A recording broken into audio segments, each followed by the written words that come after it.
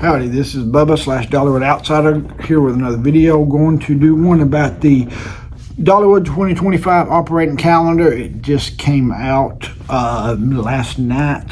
So we're going to do some comparison to it compared to the 24. If you don't want to listen to me ramble all the way through, I will quickly hit the high spots. And still start March 8th. They're starting March 14th this year. Couple more days off in between the year, but probably the biggest thing is some of the like summer months. Instead of staying open till 10, they are open till 9:30.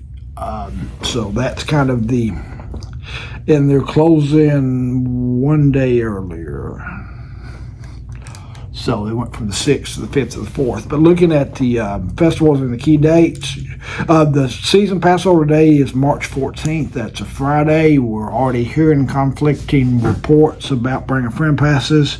Initially, it said silver, gold, and diamond passes only on what is printed off, but they look like they've changed their tune from what I've heard. I've seen some reports of that. Don't quite know about that, so stay tuned for that. But it's looking like Gold and Diamond might be able to use their Bring a Friend. But even though I think most people I talk to don't want the Bring a Friend passes to be used, because that is when Dolly is at the park and it's always really crowded. Looking at the key dates, the I Will Always Love You Festival starts March 14th. It goes to April the 13th.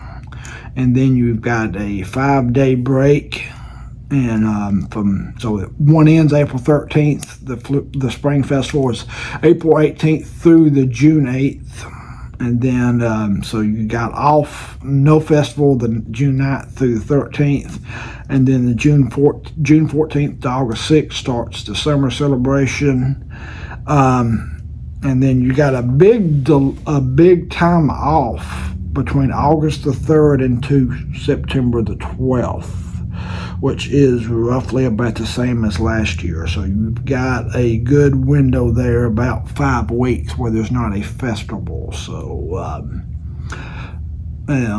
so that's can be a good time to go with school kind of starting back in that range.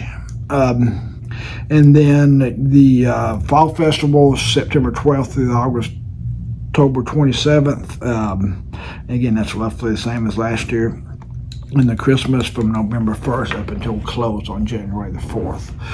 Looking at March, nothing different about March outside of what I said already, where they're starting later. So starting about a week later. Going into April, last year there was 7 days off in April. This year there's only 4. It does look like the Easter, April 20th, which is Easter, looks like they are off there. Then they're off 2 other days that week. Kind of always thought that for the workers it would be good to have those days consecutive instead of every other, but maybe up until May. Last year there was only 1 day of May off. This year there's 5 days. So that is one of the other bigger themes, is that there are a few more days off. June 14th, so whenever the summer festival starts, that's when the longer hours come. You got, stays open an extra hour and a half.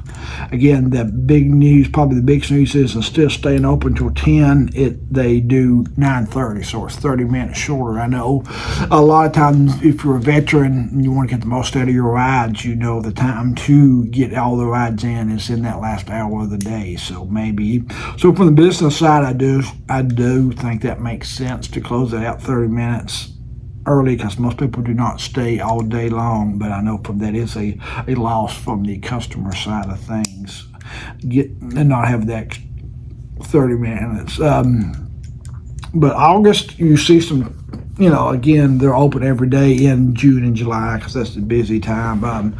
August is a bit of a weird month. It starts out, the first couple of days, they stay open to 9:30, and then it actually changes to where it closes at 7 o'clock some in August, which is the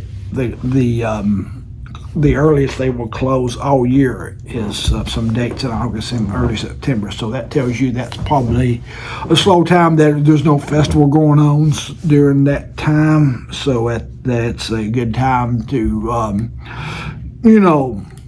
give the workers a little bit of an early time off, I guess. And then there is the weekends they stay open a little bit later, and most Tuesdays and Thursdays in August they are off as well.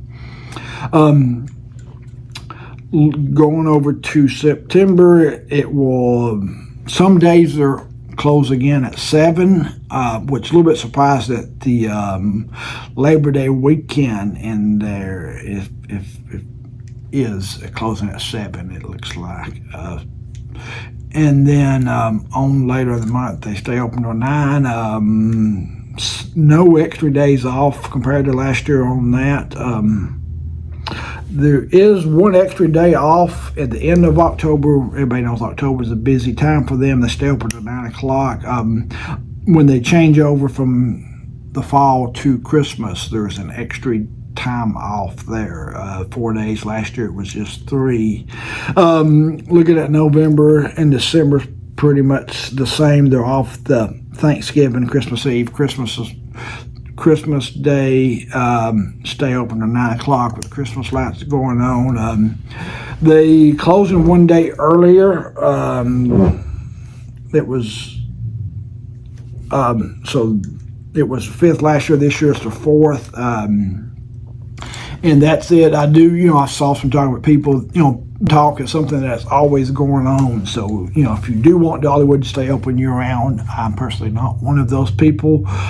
This is probably a bad sign for that, because it does look like they did go a little bit in the other direction about that. But I was there at the closing day of the park last year, and nobody was at the park. So I think from business side, I don't think they're ready to go year-round, because when it's 30 degrees, most people don't want to ride roller coasters, and they don't have inside rides. So but yeah, I would say, that's looking at the calendar. That's what we have. A couple more days off, starting later. I did not go through and actually count how many days was on and off compared to previous years. But yep, that's the Dollywood 25 calendar. If you're still watching, like and subscribe. And one more thing I do with the calendar that I recommend doing is printing it, just screenshotting it, keeping it on your phone. And I also like to keep a paper copy as well. I have a folder of Pigeon Forge, and I like to staple it to the front of the folder. That way it's quick access to look at it and see what time they're open and what days.